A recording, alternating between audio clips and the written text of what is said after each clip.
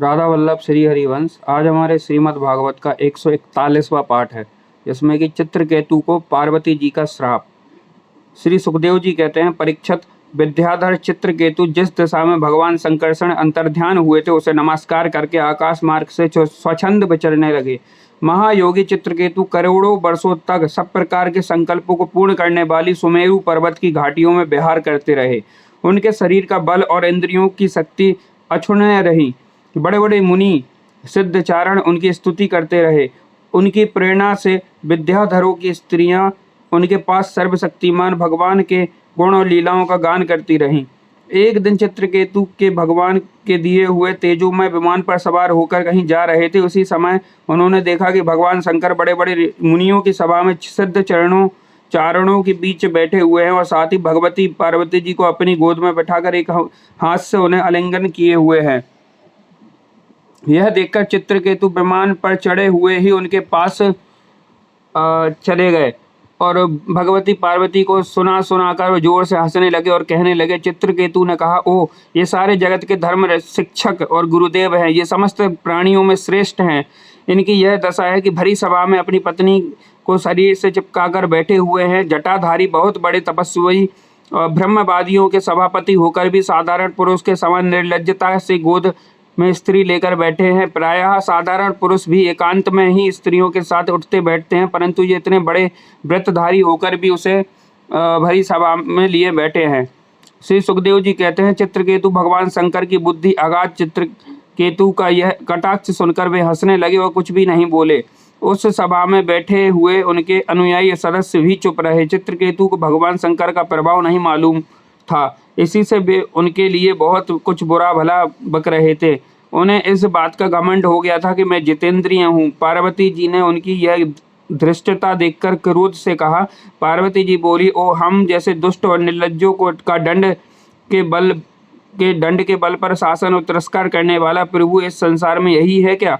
जान पड़ता है कि ब्रह्मा जी, भृगु, नारद आदि, उनके पुत्र सनकादि, परमर्षि कपिल देव और मनु आदि बड़े बड़े महापुरुष धर्म का रहस्य नहीं जानते।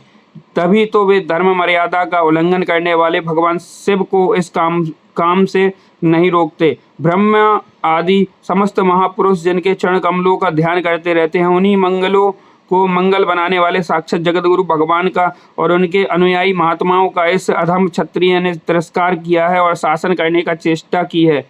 इसलिए यह ढीठ सर्वदा दंड का पात्र है। इसे अपने बड़प्पन का घमंड है। यह मूर्ख भगवान श्री हरि के उन चरण कमलों में रहने योग्य नहीं है जिनकी उपासना बड़े बड़े सत्पुरुष किया करते हैं। चित्रकेतु को संबोधन कर, अंतः दुर्मते, यह पापमय असुर योनि में जाओ। ऐसा होने से बेटा तुम फिर कभी किसी महापुरुष का अपराध नहीं कर सकोगे। श्री सुखदेव जी कहते हैं, परीक्षित, जब पार्वती जी ने इस प्रकार चित्रकेतु को साप दिया तब वे विमान से उतर पड़े और सिर झुकाकर उन्हें प्रसन्न करने लगे। चित्रकेतु ने कहा, माता पार्वती जी, मैं बड़ी प्रसन्नता से अपने दोनों हाथ जोड़कर आपका साप स्वीकार करता हूँ, क्योंकि देवता लोग मनुष्यों के लिए जो कुछ कह देते हैं वह उनके प्रारब्ध अनुसार मिलने वाले फल की पूर्व सूचना मात्र होती है। देवी, यह जीव अज्ञान से मोहित हो रहा है और इसी कारण इस संसार चक्र में भटकता रहता है तथा सदा सर्वदा सर्वत्र सुख और दुख भोगता रहता है। माताजी, सुख और दुख का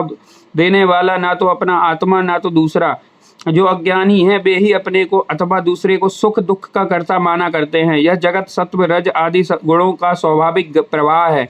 इसमें क्या साप, क्या अनुग्रह, क्या स्वर्ग, क्या नरक, क्या सुख, क्या दुख। एकमात्र परिपूर्णतम भगवान ही बिना किसी की सहायता से अपनी आत्मस्वरूपिणी माया के द्वारा समस्त प्राणियों की तथा उनके बंधन, मोक्ष और सुख दुख की रचना करते हैं।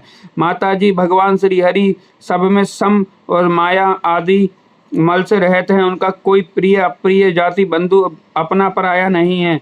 जब उनका सुख में राग ही नहीं है तब उनमें रागजन्य क्रोध तो हो ही कैसे सकता है। तथापि उनकी माया शक्ति के कार्य पाप और पुण्य की ही प्राणियों के सुख दुख, हित अहित, बंध मोक्ष, मृत्यु, जन्म और आवागमन के कारण बनते हैं। पति प्राणा देवी, मैं साप से मुक्त होने के लिए आपको प्रसन्न नहीं कर रहा हूँ। मैं तो यह चाहता हूँ कि आपको मेरी जो बात अनुचित प्रतीत हुई हो इसके लिए क्षमा करें। श्री सुखदेव जी कहते हैं, परीक्षित विद्याधर चित्रकेतु भगवान शंकर और पार्वती जी को इस प्रकार प्रसन्न करके उनके सामने ही विमान पर सवार होकर वहाँ से चले गए। इससे उन लोगों को बड़ा विस्मय हुआ। तब उन भगवान शंकर ने देवता, ऋषि, दैत्य, सिद्ध और पार्षदों के सामने ही भगवती पार्वती जी से यह बात कही। भगवान शंकर ने कहा, सुंदरी दिव्य लीला बिहारी भगवान के निष्स्पृह और उदार हृदय दासानुदासों की महिमा तुमने अपनी आंखों से देख ली। जो लोग भगवान के शरणागत होते हैं वे किसी से भी नहीं डरते, क्योंकि उन्हें स्वर्ग, मोक्ष, नरकों में भी एक ही वस्तु केवल भगवान ही समान भाव से दर्शन दे होते हैं।